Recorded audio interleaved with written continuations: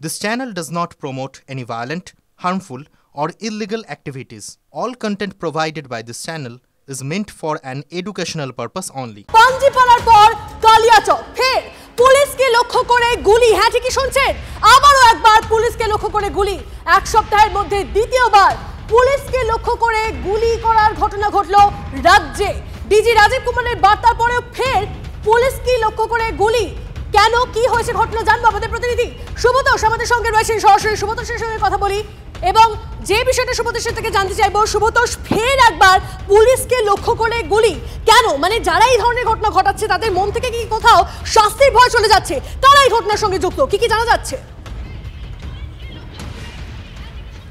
হ্যাঁ দেখো, একদমই তাই। কারণ হচ্ছে যে চোরা চালান তো আজকে নতুন নয়, বা বাংলাদেশে নিষিদ্ধ কাপ সিরাপ পাচার করা এবং বহুবার পাচারকারী কখনো বিএসএফ এর কাছে কখনো পুলিশের কাছে ধরা পড়েছে এবং বহু সেই নিষিদ্ধ কাপ সিরাপ থেকে শুরু করে অন্যান্য মাদকদ্রব্য হয়েছে। কিন্তু এভাবে পুলিশকে চেজ করে, পুলিশকে লক্ষ্য করে গুলি চালানো, এই ধরনের ঘটনা কিন্তু এবার এই মানে প্রথম দেখা যাচ্ছে বলতে গেলে। কারণ পুলিশের বিএসএফ এর সঙ্গে সীমান্তে গুলি চালানো এবং পাল্টা গুলি চালানো এই ধরনের ঘটনা ঘটে, কিন্তু পুলিশের ওপরে গুলি চালানো এই জায়গাটা কিন্তু মানে দুঃসাহসের মাত্রাটা কোন জায়গায় পৌঁছলে যে যারা পাচার করছিল বাংলাদেশের নিষিদ্ধ কাপ সিরাপ, তাদেরকে যখন পুলিশ ধরতে যায় তখন তারা কিন্তু ঘুরে দাঁড়িয়ে চেজ করে পুলিশকে এবং পুলিশকে লক্ষ্য করে গুলি চালাতে থাকে, এলোপাথারি গুলি। সৌভাগ্যবশত যে পুলিশ কোনো পুলিশের গায়ে সে গুলি লাগেনি, পাশ দিয়ে বেরিয়ে গিয়েছে, কিন্তু গুলি তারা চালিয়েছে এবং এরপরেও পুলিশ তখন তাদেরকে ধাওয়া দেয় এবং আরও পুলিশ বাহিনী ততক্ষণে ছুটে চলে আসে। কারণ গোলাপগঞ্জ ফাঁড়ির ঘটনা, সাইলাপুরের ঘটনা, যে সাইলাপুর ভারত বাংলাদেশ সীমান্ত এলাকায়, তো কালিয়াচক প্রমাণিত হয়ে যাচ্ছে যে এই দুষ্কৃতীদের মনে দুঃসাহস বাড়ছে। কিন্তু ডিজি রাজীব কুমার এই যে গোহাল পোখরের যে ঘটনা ঘটেছিল সেটার পর তিনি কি বলেছিলেন শোনাই আপনাদের। এটা যে দুষ্কৃতীরা যে গুলি চালিয়েছে, এটা আমাদের সকলের উপরে গুলি আছে, এটাকে আমরা ভালো জবাব দেব। We are trend like that. Normally আমরা যে নর্মাল লোকজন আছে ওদের আমরা সিকিউরিটি প্রোভাইড করি, আমরা ওদের জন্য সুরক্ষা প্রদান করি। কিন্তু যদি কোনো ক্রিমিনাল পুলিশ ফোর্সের উপরে গুলি চালাবে, যদি একটা গুলি চালাবে আমরা চারটা গুলি চালাবো। আমরা এটা প্রতিবদ্ধ আছি অ্যান্ড উইল ডু ইট।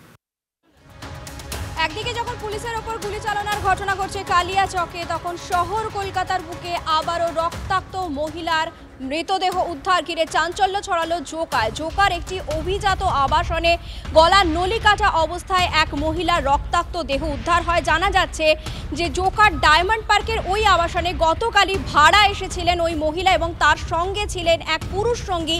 বিবাহিত পরিচয় দিয়েই সেখানে উঠেছিলেন ওই মহিলার। আজ সকালেই এই কাণ্ড। কথা বলবো, আমাদের সঙ্গে রয়েছেন আমাদের প্রতিনিধি সৌভিক।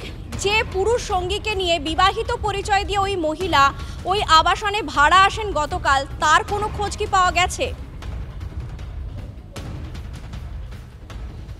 দেখো, তোমাকে প্রথমেই জানাই যে গতকাল ভাড়া আসেননি, এরা দুজনেই 17 তারিখ ভাড়া এসেছিলেন, 17 জানুয়ারি, এবং সেই বাড়িটির সামনেই কিন্তু আমি এই মুহূর্তে দাঁড়িয়ে রয়েছি। এই বাড়িটির একতলায় ভাড়া আসেন, নাম হচ্ছে ছায়া সর্দার।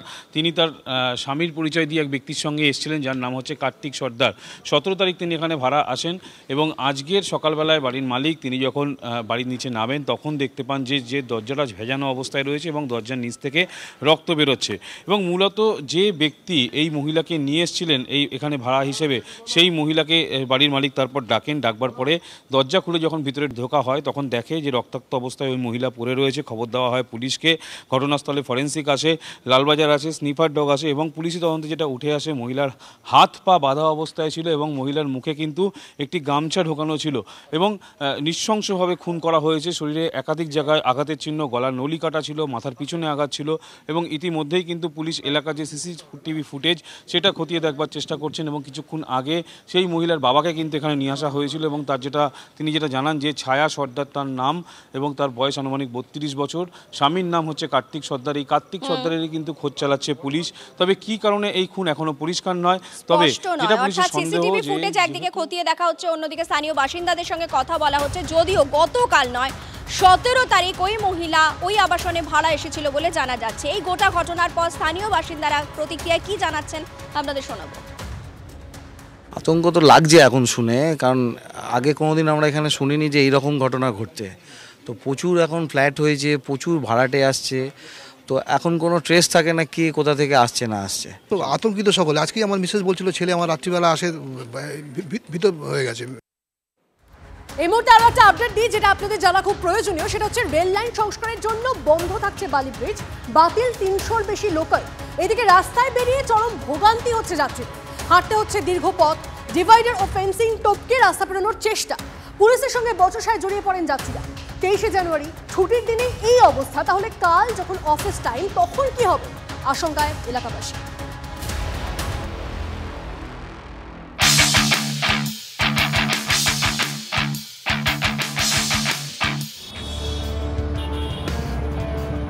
বালি ব্রিজ ও বালি হল্ট স্টেশনে মেরামতির কাজ করার কথা আগেই ঘোষণা করেছিল পূর্ব রেল। সেজন্য বালি ব্রিজে যান চলাচল বন্ধ রাখার কথাও জানিয়ে দেওয়া হয়েছিল,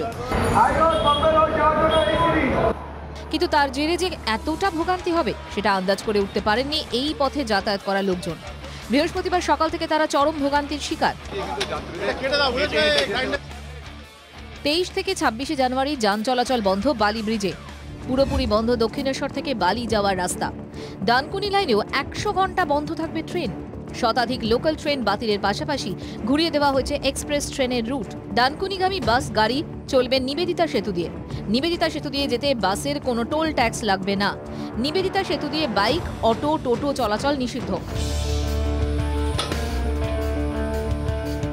রেল লাইনে মেরামতির কাজের জন্য বুধবার রাত থেকে বন্ধ করে দেওয়া হয়েছে বালি ব্রিজের পশ্চিমমুখী লেন। ওই লেন দিয়ে দক্ষিণেশ্বর থেকে বালিগামী কোনো 4 চাকার গাড়ি চলছে না, তাদের যেতে হচ্ছে নিবেদিতা সেতু দিয়ে। আর তার ফলে বিপাকে পড়েছেন ট্রেনের যাত্রীরা। বালিঘাট এবং বালি হল্ট স্টেশনে নেমে বাস ধরতে গিয়ে তারা নাজেহাল। সকাল থেকেই অনেকটা ঘুরপথে রাজচন্দ্রপুর পর্যন্ত যেতে হচ্ছিল তাদের। হাঁটতে হচ্ছিল প্রায় 2 থেকে 3 কিলোমিটার। কেউ কেউ ঝুঁকি নিয়ে রেলিং পেরিয়ে পথ সংক্ষিপ্ত করছিলেন। এ নিয়ে পুলিশের সঙ্গে একপ্রস্থ বচসাও হয় যাত্রীদের। রাস্তা বুঝতে পারছেন কিছু? না, বুঝতে পারছি না, চিনতে পারছি না ঠিক। মানে বালি হল্টে আমি ট্রেনে উঠবো বালি থেকে, স্টেশন থেকে। একবার কোন দিকে যাবো সেটা বলুন একটু। অসুবিধা তো হচ্ছে। কত দূর হেঁটে হেঁটে এলেন? অনেকটাই হেঁটে এলাম, আবার এখান থেকে যাই দেখি কত দূর হাঁটতে হবে। হেঁটে আসতে হবে, তারপরে এখান থেকে তো প্রথমবার দেখলাম আমরা, যখন বেরোলাম তো জানা যায় না কি হবে কি হবে না। তারপর দেখেছি, মাকে নিয়ে এসেছি, দেখি এবার এখান থেকে কোনো রাস্তা করেছে গেলে সুবিধা হবে। এবার 3-4 দিন সবারই প্রবলেম হবে। যাত্রীদের চাপের মুখে অবশেষে শুরু হয় বালি হল্ট স্টেশনের পাশের কংক্রিটের পাঁচিল ভেঙে বিকল্প রাস্তা তৈরির কাজ। পুলিশের দাবি, তার জন্য ম্যাডাম এই রাস্তাটা যদি এখান থেকে যাতায়াত করা হয়, এই রাস্তাটা কি জ্যাম হওয়ার কোনো সুযোগ থাকছে? না, আমরা তার জন্য এখানে এক্সট্রা ট্রাফিক ফোর্স ডিপ্লয় করছি। আর এখানে কি আপনারা অ্যাডিশনাল একটা টেম্পোরারি বাস স্টপ তৈরি করে দিচ্ছেন? Just for 4 days. বালিঘাট এবং বালি হল্টের মধ্যবর্তী ব্রিজ, যেটা সিসিআর নামে পরিচিত, সেই ব্রিজের যে পাথ যার উপর দিয়ে রেল চলে তা আর রেলের ধকল সইতে পারছে না। 95 বছর পুরনো এই ব্রিজকে তাই সংস্কার করতে হচ্ছে। 95 ইয়ার্স অ্যাবভ ইয়ার্স ওল্ড গার্ডার, সেটাকে চেঞ্জ করে রিপ্লেস করে আমরা একটা জেনারেল ট্যাগ বানিয়ে দিচ্ছি। ট্রেন চলাচল করা সম্ভব ছিল না, যে কোনো সময় যে কোনো অ্যাক্সিডেন্ট ঘটে যেতে পারত, এই জন্য এটা চলে। 22 জোড়া করে লোকাল ট্রেন, তার সাথে সাথে মেল এক্সপ্রেস সব কিন্তু বন্ধ থাকছে প্রত্যেক দিন। শুধু তাই নয়, রেলপথ যেমন বন্ধ তেমনই কিন্তু সড়ক পথও বন্ধ। তার কারণ বালি ব্রিজ, তারও কিন্তু সংস্কার চলছে, বেশ কিছু জায়গায় ঠিক করা হচ্ছে।